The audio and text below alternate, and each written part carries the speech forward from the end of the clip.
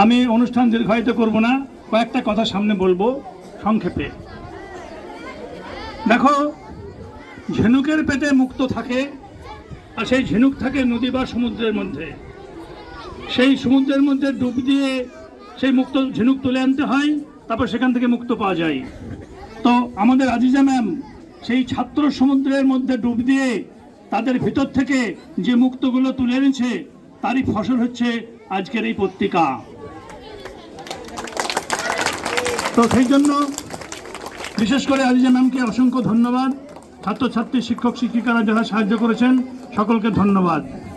আর একটা কথা ভালো করে মন দিয়ে শোনো, গোলমাল করো না।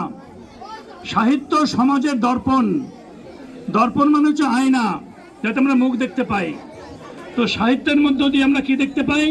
আমাদের বৃহত্তর সমাজের মুখ দেখতে পাই। এই আমাদের সমাজে ভালো মন্দ, সুখ দুঃখ, হাসি কান্না, আলো অন্ধকার, অর্থাৎ বৃহত্তর সমাজে কোথায় কি ঘটছে আমরা জানতে পারি না। কিভাবে জানতে পারি?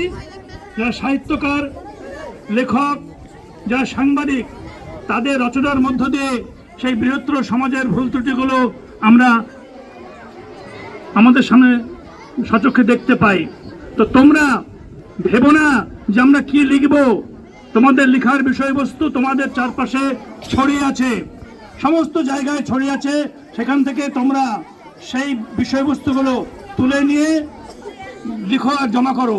দিদিমণির কাছে জমা করবে। সারা বছর ধরে যা জমা হবে আমরা সেইগুলো বাছাই করে নিয়ে আমরা পত্রিকা তৈরি করব। ভালো করে শুনে যেও, তোমরা আজ থেকে প্রতিজ্ঞা করো যে যে যেমন পারবে, যার যেমন প্রতিভা আছে সেই প্রতিভা দিয়ে তোমরা লেখো। গল্প লেখো, নাটক লেখো, কথোপকথন লেখো, ছড়া লেখো, হাস্য কৌতুক লেখো, কিংবা প্রবন্ধ, যা খুশি লেখো। লিখে প্রতিদিন ম্যামকে জমা করো। সেই জমা করো বিষয়গুলো আমরা বছরের শেষে একটা পত্রিকার আকারে প্রকাশ করব, এইটা আমরা আশা রাখছি। তোমাদের কাছে অসংখ্য ধন্যবাদ, ঠিক আছে, কৃতজ্ঞতা। এবং তোমাদের মধ্যে যে অসংখ্য প্রতিভা আছে আজ আমরা প্রকাশ পেলাম, এবং সেটা আরো বৃহত্তরভাবে প্রকাশ পাবে বছরের শেষে। এই বলে আমি বক্তব্য শেষ করছি।